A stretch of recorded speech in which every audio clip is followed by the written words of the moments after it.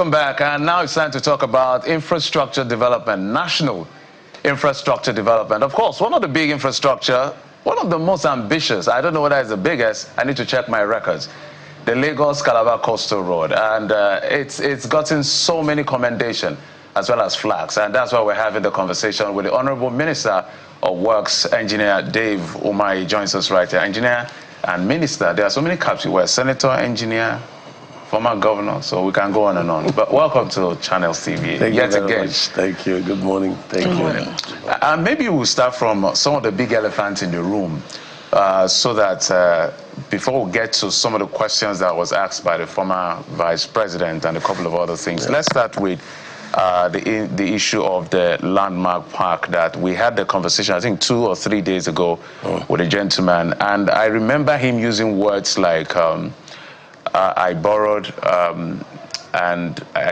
capital injection of excess of $100 million is my life's work. That is him trying to describe what his work or his job or the park means to him, given the what is going to happen with the Lagos Coastal Road, the Lagos-Calabar Coastal Road that will pass in front of that particular investment.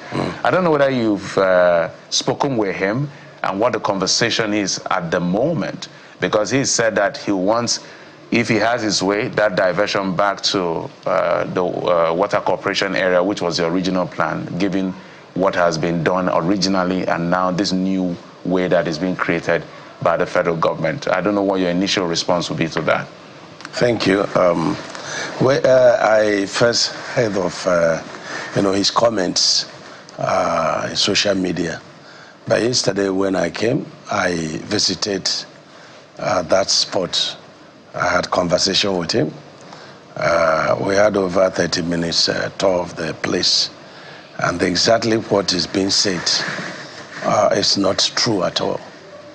I found out two scenarios, his major infrastructure, and then with the shoreline, So what my ministry has done is to save a lot of infrastructure along that corridor. Our corridor design width of the road is 100 meters. 100 meters. It's 10 lanes with 25 meters space at the middle for train. And so, but when we got to that point to save the infrastructure, we reduced the corridor to 50 meters. And so all his basic infrastructure are saved. And so the only thing that is involved is maybe the sandy areas, where people go to play. So when people talk, I told him yesterday, and of course it was on video, that you are losing no job. That no employment is lost. What you could be losing by reason of this is, maybe the visitors, who come to play along the shoreline.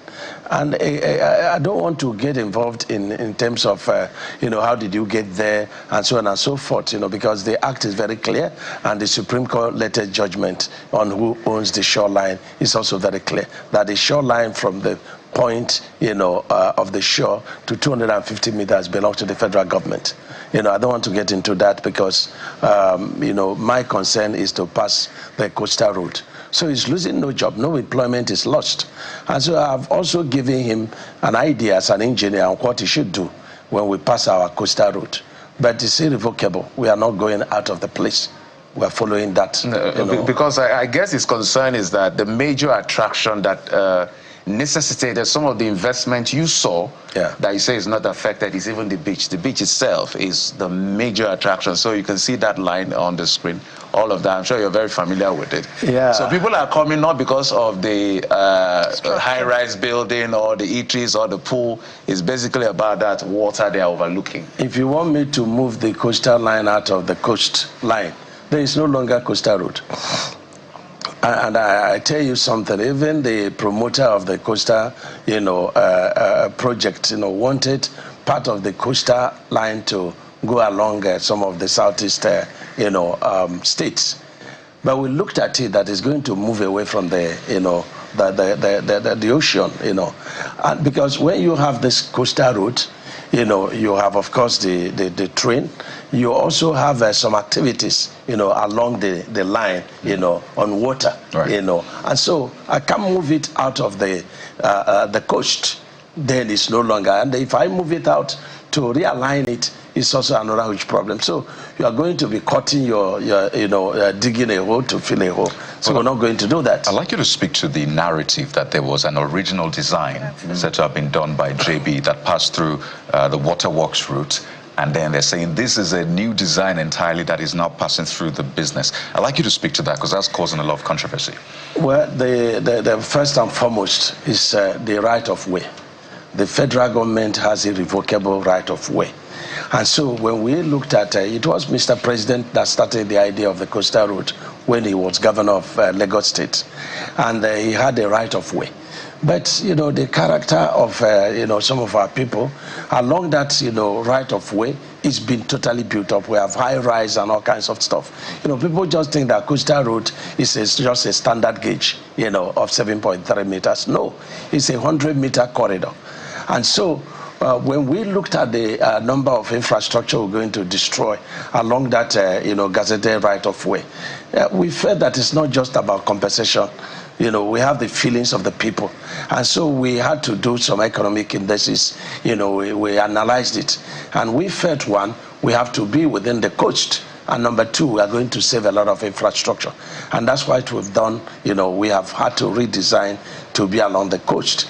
And don't forget that for national interests, it's not give, take priority over personal interest. And so that's what we have analyzed, and that's why we have redesigned. The only challenge, I know Anna has a question, the only challenge is the issue of attracting investment, because this is somebody who lived in America, went to Europe and came to Africa.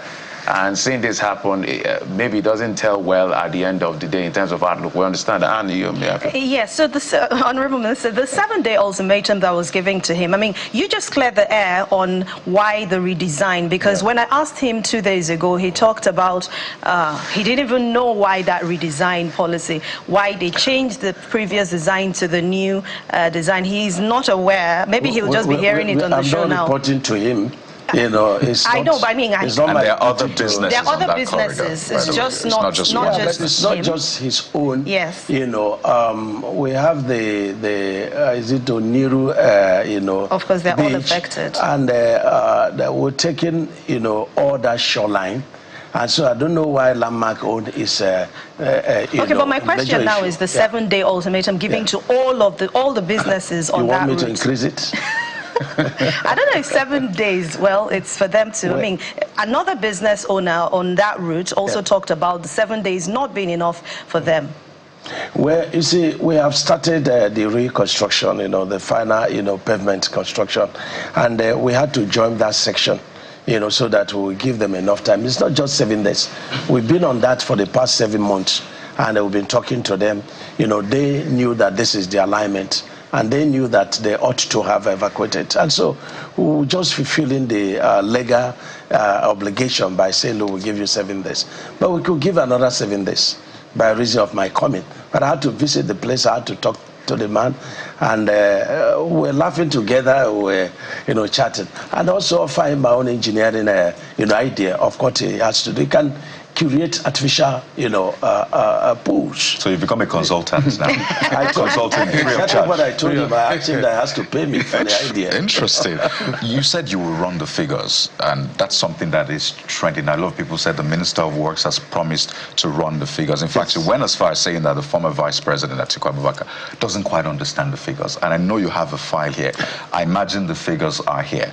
Quite a number of questions he has asked regarding the cost, the way it was approved. Did you align with the Procurement Act and the rest? But speak to us. There are concerns that this project may be some compensation to some people, and that much has been put out there. So speak to us about the procurement process. Did this follow due process? You had said that FEC gave approval for it, right? And then you had also said that, well, it's in the budget. So speak to us. Was due process followed?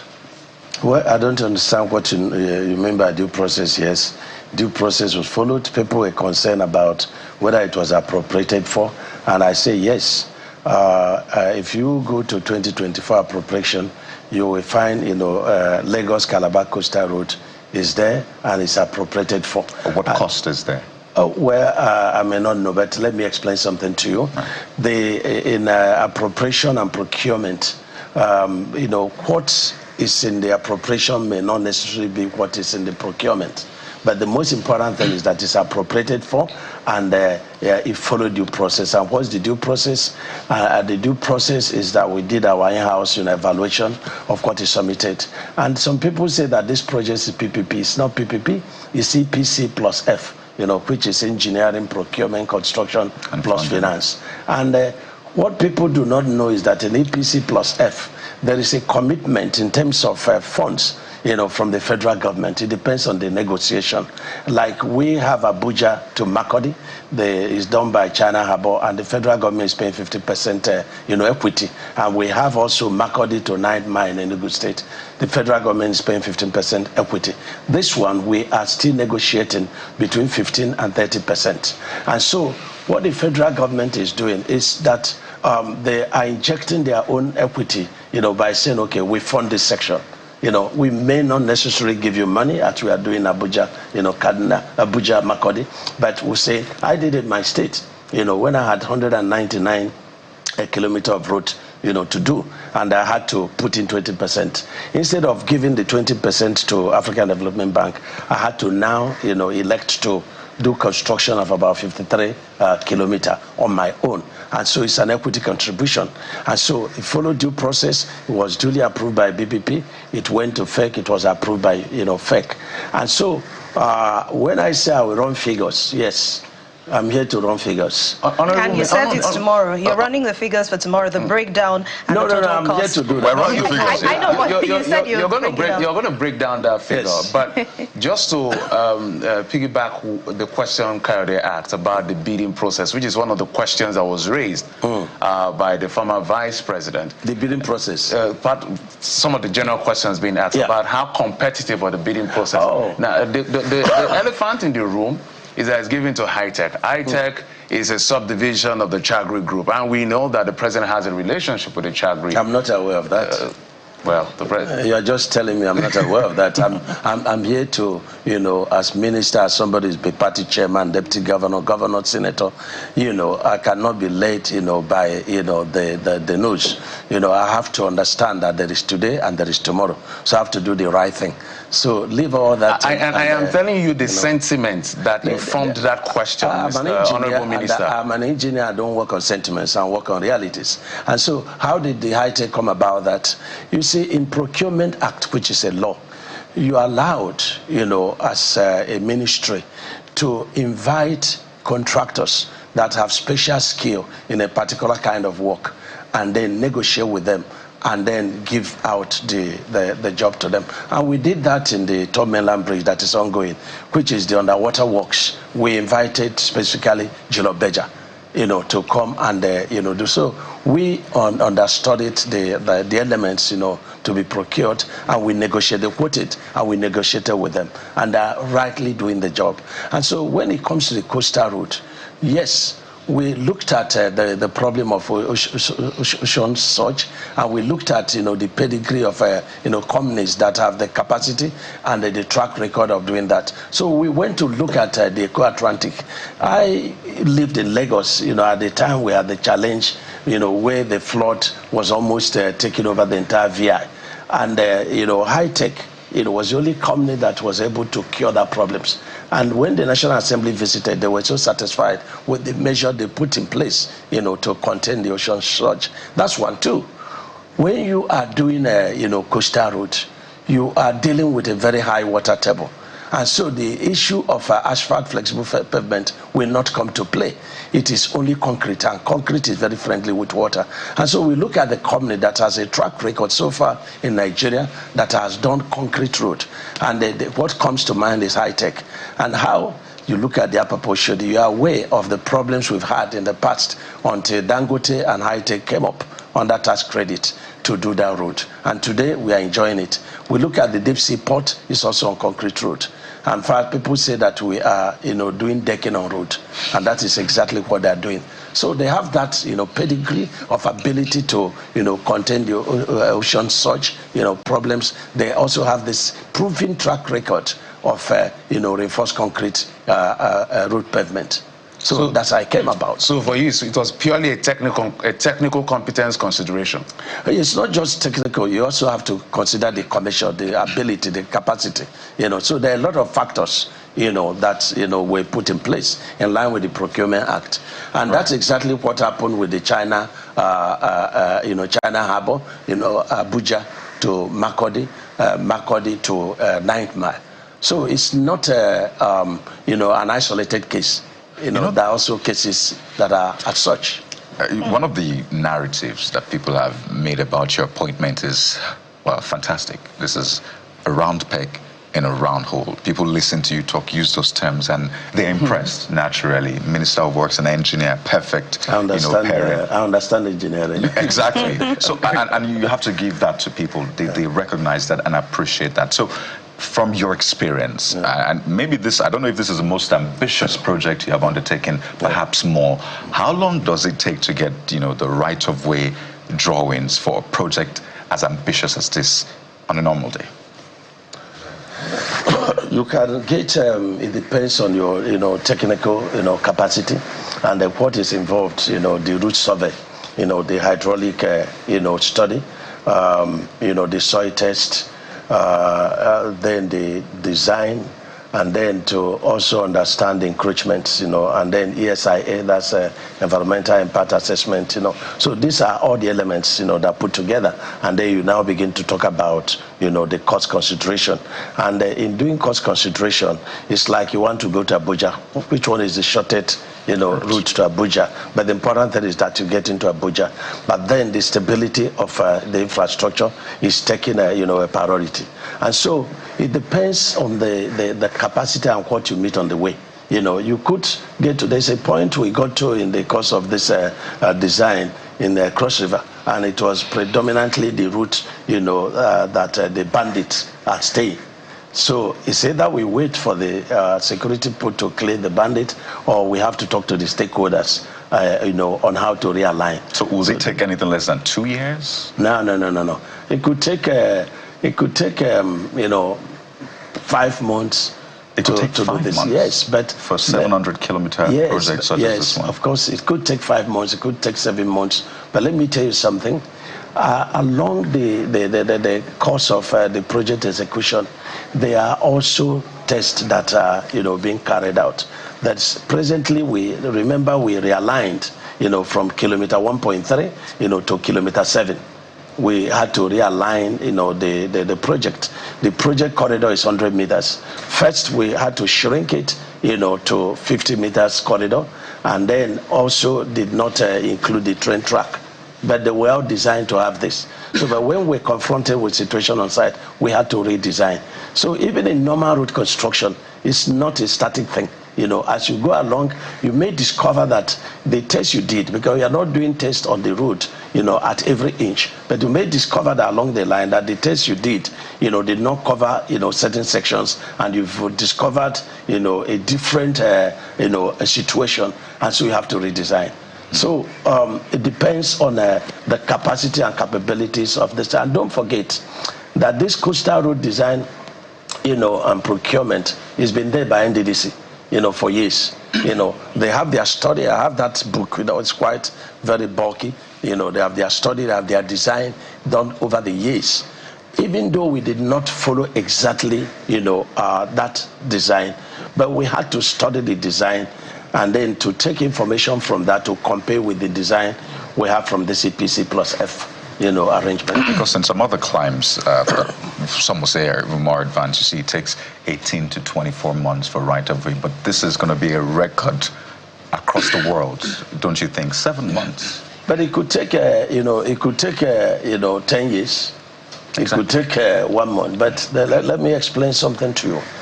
The way this runs, the Lagos-Calabar Coastal Road is 700 kilometers, and that is phase 1. And then you have a phase 2, which has POR. We are presently, trying to do the Badagry-Sokoto road, the Badagry-Sokoto road, and this coastal road has a spur to that. the coastal road also at the Calabar, axis, also has a, a spur on the Enugu, Abakaliki, Ogoja, to Cameroon. It's a trans-Saharan African trade route. It has a spur there. And so what we have done is that we are procuring the, because you don't have all the finances, together. So we are procuring, phase one, in sections. Well, the first section is starting with the 0 point. People have asked, why must you start it at, Eco-Atlantic? I don't know, Eco-Atlantic and, what, that question is about. But that's why I asked you that question. Those are where the sentiments was coming from. Yeah, but that's 0 point. You have you didn't call it Calabar. But, Honorable Minister, you understand what I just said? Yes, I do, but you didn't call it Calabar Lagos Coastal Road. It's Lagos Calabar Coastal Road. And so the Challenge Zero is at that Ahmadu Bello. Incidentally, it coincided with the Eco-Atlantic, and we shouldn't be very petty about that, And then it's also the most economically, viable route, because we intend to, complete that 47.47 kilometer, and we toll it.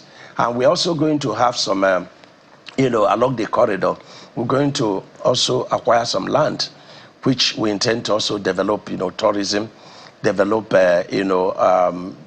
things like estates, industries, and all that. It's going to be all along that corridor.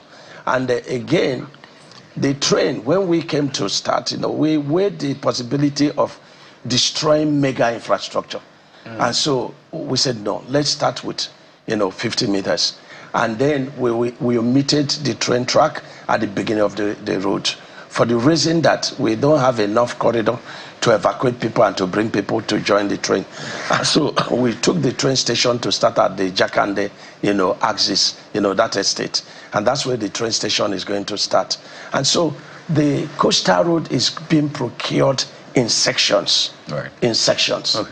So some have argued about the cost of per kilometer compared to the cost that it was before. I mean, everyone will ask, does the government have a standard in pricing per kilometer depending on the road construction involved? Yes, you have said it all, depending on the road construction involved, So, and this brings us to the point that we can run the figures. Yes. Now we're talking about 700 kilometers of coastal road, and from what His Excellency Atiku Abubakar said, he said the project, was about 12 point something, $1 billion under Jonathan's administration, and that Buhari's administration renegotiated it to $11.1 billion. Okay, and so if you use $1 to 1,200 naira, that is argument comes up to about 19 billion, per kilometer. That's what it comes up to. Now, the design that is available is the NDDC design, and I have it here. And the NDDC design, has these features. One is one carriageway. One carriageway is 7.3 meters. Then you have the inner shoulder of 1.5 meters, the outer shoulders of 2.75 meters. That's the outer shoulder. And so you have this kind of arrangement in two places, which means that the NDDC design, the design that's available for in the Ministry of Works, is 4 lanes, and some inner and outer 4 shoulders. lanes, is it 2 or two lanes here, okay, with shoulders, 2 lanes here, and then at the middle it's like earthwork collecting basin. It doesn't have any train track. So when you now put the 4 lanes and put the shoulders together, it gives you a total pavement of about 23 meters. When you now divide a standard carriageway is 11.55 meters. A standard carriageway is 11.55 meters, which is 7.3, inner shoulder of 1.5, outer shoulder of 2.75. And so we use this 11.55 to do our analysis. So when you look at the total pavement under that design and narrative, you'll be getting 8 point something billion, per standard carriageway. That is the information that is available, and joining his conversation. Now you come to I was very shocked to find out that the only pavement available is that we have a binder of 60. Of course, you have the stone base of 20 cm. You have binder of 60, millimeters, which is 6 cm.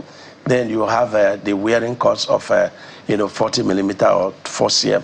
That's what is available, and that's very dangerous and terrible for a coastal road. Now, what is our design? Our design is mega. It's 10 lanes. 10 lanes. And at the end of this 10 lanes, you also have 7.63 meters duct, concrete duct. So you don't have to cut the road again. And so when you put our 10 lanes, inner shoulders and outer shoulders, you have a total pavement of 59 meters. 59 meters. Now, when you check, the one given, 1.06 trillion for 47.7 kilometers. For the first section. Yes. And then you find out that our standard gauge, standard gauge is to say the 11.55. How much of this, 10 lanes, 59 meters of, pavement, how much of it, is what's in this, standard gauge of 11.55. And you find out that it's 5.16, times. 1.56 times. That of, the NDDC, or the one that Atiku Abubakar quoted, is 2.225 of the standard gauge. So if you divide this 19 billion per kilometer by the standard gauge, you get 8.5 something. If you divide our own, you will get 4.39 billion per standard carriageway. So as it stands now, let's put some facts straight to the people, because you've done the analytics. Some people may understand the jargon, some may not understand. We're not engineers. How much will it cost the entire project? How much will it cost the government? Because you say it's ECP plus F. Not PPP. That means there's counterpart funding, which borders around 15 to 30% that the government is going to put in at the end of the day. They'll have to toll to make their money back. So at the end of the day, so from the federal government's counterpart funding, how much will it cost, and how long will this project take to complete? The first section is going to take 36 months. The second section is running from this seaport to the boundary of Ogun and Ondo, and that's about 55 kilometers. It's been passed by the BPP, and it's going to go to FEC. The next FEC is going to go to FEC, for FEC as approval. And the third section is starting from the end of the project, because people queried, why are you not starting the project at Calabar? Why must we start it at Calabar? The 0 point is, at Lagos. And so we had to start, the project, and don't forget that already we've almost completed 1.3 kilometers in terms of final concrete pavement. And it's a beauty to behold, So the third section is starting in Calabar, and that's Calabar to Akwa Ibom, and that will be in July. The design and the procurement, because when you have a design and you want to start construction, you have to also, reevaluate it. And that's what we are presently doing. And after that, it will now go to the BPP, and then it will go to FEC. So we are going to procure the project, in multiple sections. There's a section that is going to start in, Port Harcourt. Port Harcourt going to Bayelsa.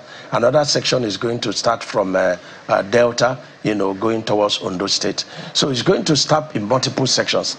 And each section is going to be independent of the other. But there should be an average idea of what you call 8 years. We're looking at 8 years. 8 years to complete the life project. tenure of Mr. President. At how much from the federal government's purse? Well, let's first of all, whether it is EPC, in terms of the external funding coming in, or the counterpart funding, it's all federal government, money. Because when you tow the road, it's, the public, fund. So if you do the simple analysis, and it's difficult, even a normal project, to say this is the cost of the project, but you can have a tentative idea of the project. So if I'm doing, 5.167, multiples, carriageway, and each of it is costing me 4 billion. And I can tell you that this is the most, prudent project, in the recent time. We have, similar project in Bodo Boni, awarded about 3-4 years back. The cost of that project is 5.067 billion, and it's on flexible payment. Dollars. Naira. Per kilometer. Per kilometer. Okay. Yes, The other projects not awarded by me, that is also going about 4 billion per kilometer. And so this issue of, the cost of the coastal, road per kilometer is born out of, the prudency of the Mr. President. Is it because it's cheaper with cement? With concrete is more expensive. Which is more between the asphalt and all of it. Is that what is making the cost to come down? It's not making the cost come down. The cost is coming down because we are facing the realities of the time. Okay. But we've not been able to put a figure to this part of I'm trying to put figures. Okay. We're curious to know the figures because I'm almost getting to that. It's our national budget, and there's a spending limit, and we're running deficits every other year. So it's our Commonwealth. So we're trying to know the an investment, and there's return on investment. Yeah, you'll get to that. Right now. If you do, 5.167, multiple, standard carriage way, and I've told you that, the cost of, of that is tentatively 4.359 billion per that standard gauge. So you multiply 5.167, by 4.3, 4.3 billion. Yeah. So you have a tentative cost. Sorry, say that again. So 4.3 per kilometer. Yes, times. That is, the standard gauge. You want to do the math? Okay. I want to just do the math so that everybody knows. I don't want my head to blow. He's the engineer. You already said you release those figures tomorrow. So let's just help Nigerians. Let's just help. So I was misquoted. I didn't say tomorrow. I came to run the figures. I started yesterday. Right, so 4.39 billion. Yes. Multiplied by 700. No, it's 700. We'll first multiply by the different sections. So help us. You're the expert. You're the engineer. So we don't get our head blown up. So, Honorable Minister, what Nigerians perhaps are trying to say? So 4.39 multiplied by that. Can I give you the tentative? Yes. You can. We know it's tentative. That's okay. 4.39. Multiply 4 by 5. Times 5. Yes. Okay. You get about 20. Is it correct? 21.95. Yeah. Multiplied by 700. You get about 14 trillion. 700. Yes. That's 15.3 trillion. Yes. The Honorable Minister knows his math. So it's going to cost 15.365 trillion. Let me explain. Okay. It's going to be a tentative figure. Okay. When we pass through, a section that is, what is costing a lot of money is the sampling. And I'm very proud of this figure. I'm very proud of the cost. I'm very proud that I did a very good job. And it's something that years after, I would have left, this office, I will be able to defend it. And it didn't just come, we argued, we quarreled, there were rejections, and so on and so forth. But the basic, elements in this construction is the sampling. And the basic elements in this job is, the issue of the concrete and the reinforcement. So I had to analyze it from the first principle. How much is sand, how much is chipping, how much is cement, and then I put a cost based on Procurement Act that this is your, profit and overhead. So I arrived at a figure, and the figure I arrived at concrete is the same figure I give to other contractors. Now, I also arrived at how much is per meter cubed of, sand filling. And that's about 25,000 naira per meter cubed. And that's what we also give to other, contractors in other projects, So I will pride myself to the glory of God that this project is the most prudent project, that I'm starting. Other projects I made, we are reviewing, we are fighting, and we're trying to review, the cost. We're trying to review the design elements. For example, the Lokoja to Benin, we have redesigned it on concrete pavement, and we still kept the cost. The Benin to Warri, we redesigned on concrete pavement, and we have kept the cost. So I'm very proud of the cost element in this scenario. 15.3. Yes. So we can work with 8 years for the completion of this project tentatively, and 15 trillion naira. Should we take that as a record? Well, I cannot sign my signature on that because Honorable Minister, it can come down, it can go up. It depends on the situation, site. I know you have said how you will make your money back, but would also ask what areas will be tolled. Would there be toll gates? At what routes would you put these toll gates? I mean, to be able to recoup your money. Let's run another figures. We love the figures, Honorable Minister. In terms of return on investment, if I take section 1, which is 47.479 kilometers, and I tow it in 2 sections, okay? And let me leave out the infrastructure along the corridor. Let me just concentrate on the tolls. And I put 50,000 vehicles, as an average, passage on these 2 points, per day. And I put 3,000 naira as an average, cost. Of course, the big trucks, For the entire route or per toll gate? Per toll gate. Per toll gate. Wow. And then 3,000 naira. 3,000 per toll gate? Yes, 3,000 because they could be, the cars would be like 1,500. The big trucks could be like 5,000. So we put an average. And it's an evacuation route for the activities of the deep sea port. Right. It's also an evacuation route for people going to, the east. They no longer have to go through, the traffic jams. But it's also a transport route for everyday Nigerians. Yes. It appears like the most viable section of that road, right?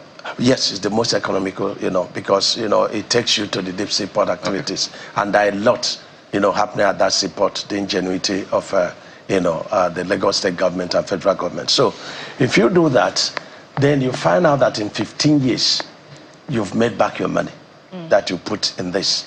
And if you add the infrastructure along the corridor, you add, return investment on the train, then you are going to have, a lot of surplus, In fixing toll gates or the toll fares for this, are you also considering Nigerians, the everyday Nigerian who will be plying that route? If you're putting 3,000 per toll gate, remember... No, we are not putting 3,000. Okay. We are doing an average. I've said that ordinary cars, depending on ICRC, we have, infrastructure, concession and, regulatory commission, okay. that, deal with all this. So I'm just running figures, and I could, also, put an average on something. So maybe the cars could be like 1,500 or 1,000. So if you're doing an average of 3,000, yes. That means that for 50,000 cars, you're expecting a daily income of 150 million. Is that your estimate? Times 2. Times 2. That's total. Yes. So that's 300 million. Okay, that's why you say in 15 years. 15 years. You make back the money. These figures are very interesting when you look at it, particularly for a nation as big as Nigeria. But 4.39 billion naira per kilometer, and you multiply that again by, isn't that mind-blowing at the cost? Particularly for our nation, again, we know how much we're earning, how we're trying to struggle with revenue and get more. Is this really the most prudent way to spend 4.39 billion naira on Are you questioning the spending or you are questioning the cost? Both of them. You can't and it's not even me, it is Nigerians. You can't question the wisdom in doing this job because it's a catalyst, for economic revolution.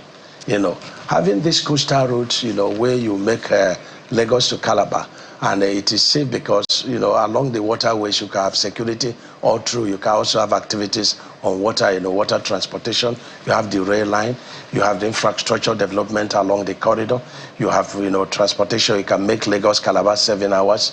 And so if we have that, and of course we have security, we at every point of tolling, we also have a toll station where we have, a kind of relief activities, the restaurant, filling stations, parking lots, and so on and so forth.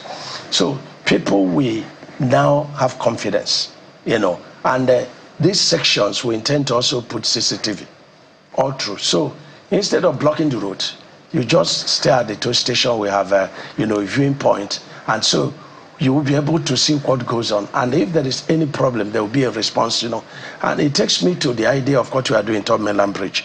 Yesterday we had, an accident. And the people, 2 people went inside the water. If we had completed what, we set to do in that, Tomeland Bridge, the rescue mission would have been like this, because we are having a viewing point where we stay at a point and see all the activities going on.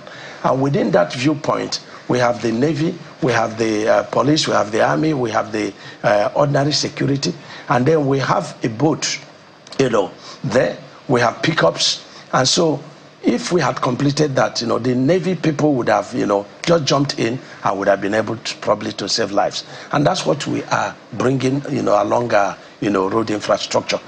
So the issue of prudency is something I should say we need, a tap on the back.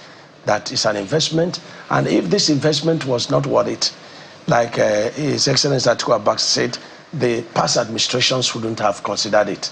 Now, the cost. The cost is something that I can, be sleeping, and I can be telling you that this is very prudent. And if you want us to run the cost, you bring calculator, I can run the cost for you. Tell you that in grade 40 concrete, that you have 425, kg of cement. How much does it cost? And that you have, about 1.3 tons of chippings. How much does it cost? You have about 650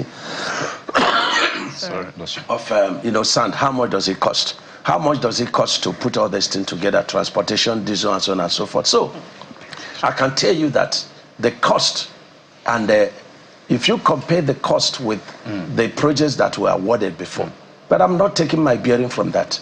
I'm taking my bearing from the present realities, on ground and what I can defend, And so the cost is something that I can sign my signature on, and I can tell you that is the best that we can get. On a final note, by the way, you might need to take water, because I know we've gone through a lot of this one. There's a lot of money coming around. Absolutely. Compensation, as we wind down, we have just less than a minute, particularly for those whose property will be affected, those businesses on the coastal line of Lagos and others. What's the plan? Yeah, the federal government is just going to be very lenient, because when you construct without approvals, without allocations, a lot of those properties along the shorelines are without approvals, are without any allocation.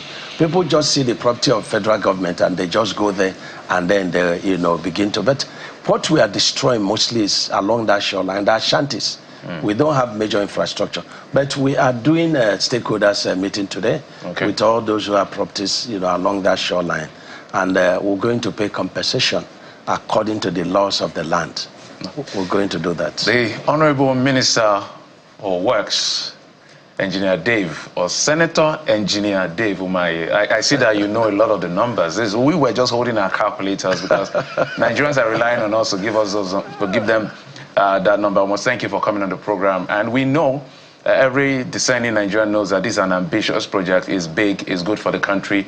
But as citizens, it's our commonwealth, so we need to question every element of it to be sure that all the right things are done. When you quote me and run the figures, run it very well. No, you did the statistics. You gave us 8 years and 15 trillion. Without looking at your Without looking at your paper. You gave us 8 years and 15 trillion. So we're not quoting anything you did not say. You say it could go up or go down. We'll stay around it. Thank you, Engineer David, for coming on the program. Thank you. And, well, that's it on the program for today. We'll be back again tomorrow. Remember, Sunrise Daily is up next in just about a moment. I'm Jeffrey Uzama. Thank you for watching. Good morning and goodbye. Thank you very much for watching the Morning Brief today. I'm Anne Nwawade. So whether you're in the waterways, on the road, in your home, let's try to be safe, all right? I'm Kayode Kikulu. Goodbye.